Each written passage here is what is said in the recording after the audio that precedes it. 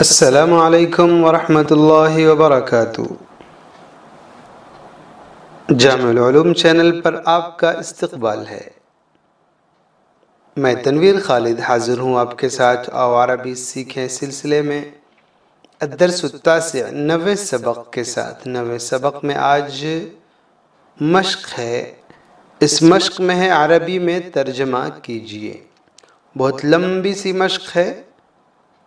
دیکھیے ہم اس مشق کو ایک ہی دن میں مکمل کرتے ہیں یا کیا انداز ہوتا ہے، یہ تو آگے کرتے ہوئے وقت کے اعتبار سے ہم سوچیں گے۔ پہلے سے کچھ سوچا نہیں ہے، جیسا ہوگا دیکھا جائے گا۔ زیادہ وقت ہوا تو انشاءاللہ وہیں پر موقوف کر دیا جائے گا، پھر اگلا سبق یعنی اگلا بچا ہوا حصہ اگلے دن ہوگا۔ ایسے میں نے جو جائزہ لیا ہے اس تمرین کا، اس تمرین میں تقریباً 3 طرح کے جملے آئے ہیں۔ کچھ تو وہ جملے ہیں جس میں ایک ہی لفظ کو کئی طریقوں سے استعمال کرنا سکھایا گیا ہے، کبھی مبتدا بنا کر، کبھی خبر بنا کر، کبھی موصوف صفت بنا کر، کبھی کسی اور انداز میں، اور پھر کچھ جملے ایسے آئے ہیں جن کو سرے سے استعمال کیا گیا ہے بلا کسی فرق کے اس طرح کے، اور کچھ جملے ایسے بھی آئے ہیں جن میں سوال ہیں اور پھر ان کے جواب آئے ہیں، اور اس میں کل کا لفظ یا جمیع کا لفظ استعمال کیا گیا جو ابھی ہم نے اس سبق کے اندر پڑھا ہے۔ خیر، آج ہم کرتے ہیں، کوشش کر رہے ہیں کہ وہی جو مختلف انداز کے یعنی ایک لفظ کو مختلف انداز میں استعمال کرنے کا جو طریقہ بتلایا گیا ہے، جو طریقہ ہمیں سکھانے کا ارادہ کیا گیا تمرین کے ذریعے، ہم آج وہیں تک کریں گے انشاءاللہ۔ تو آئیے اب ہم شروع کرتے ہیں۔ تازہ دودھ۔ تازہ دودھ، دودھ اللبن اور تازہ یہ اردو ہی سے بنا دیا گیا، بس تا یہ اردو میں الف با تا والی تا ہوتی ہے اور عربی میں تا زا والی تا ہوتی ہے، جس کو تو اور زو بولتے ہیں۔ تازہ دودھ اللبن التازج، یہ تازہ دودھ ہے۔ هذا لبن طازج، هذا لبن طازج۔ دیکھیے پہلا جملہ تھا اللبن الطازج، یہ موصوف صفت بس، اور هذا لبن طازج یہ تازہ دودھ ہے، یہ مبتدا خبر۔ اچھی چائے، الشأی الجید، یہ اچھی چائے ہے۔ هذا شأی جید۔ قیمتی بستہ، الحقیبۃ الثمینۃ، ثمینہ قیمتی، حقیبہ بستہ بیگ، یہ بالکل پہلے حصے کے پہلے سبق میں آیا ہوا ہے لفظ۔ وہ قیمتی بستہ ہے، تلک حقیبۃ ثمینۃ۔ یہ ایک اور جملہ بڑھا دیا اسی قیمتی بستے کے ساتھ۔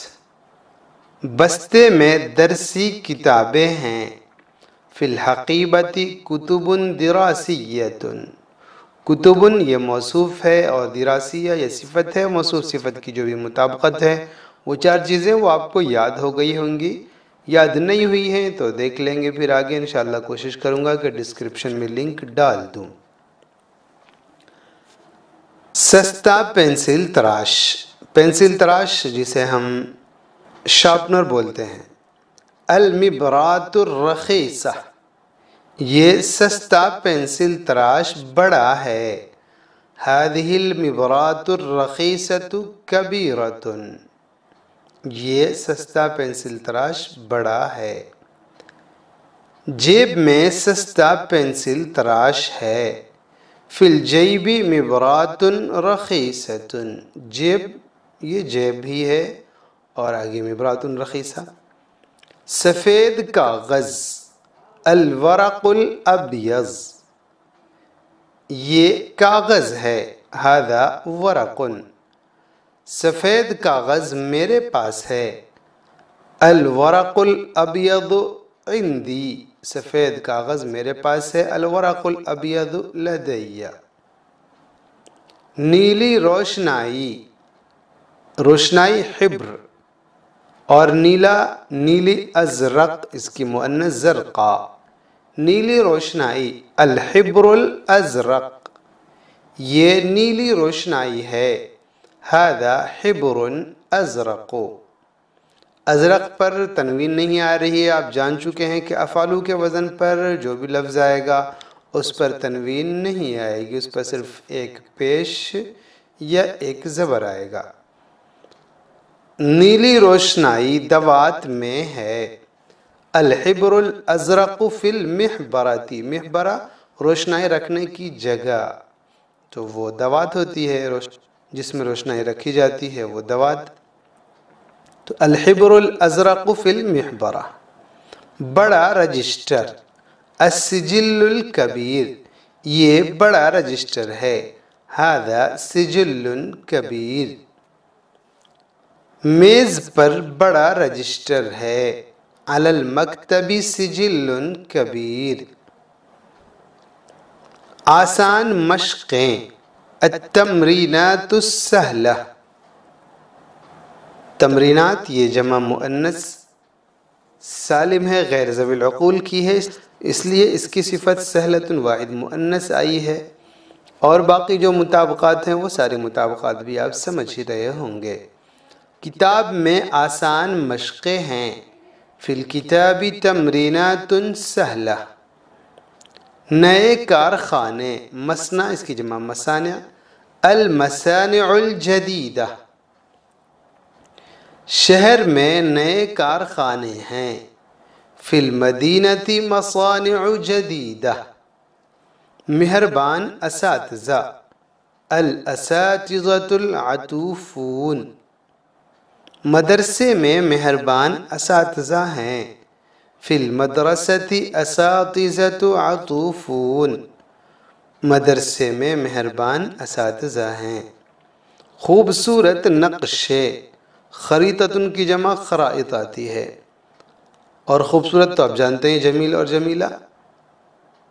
الخرائط الجمیلہ، درسگاہ میں خوبصورت نقشے ہیں، فی الفصل خرائط جمیلہ، درسگاہ میں خوبصورت نقشے ہیں۔ خرائط پر بھی تنوین نہیں آئی، اس لیے کہ آپ جان چکے ہیں کہ مفاعل کے وزن پر جو بھی لفظ آئے گا اس پر تنوین نہیں آتی ہے۔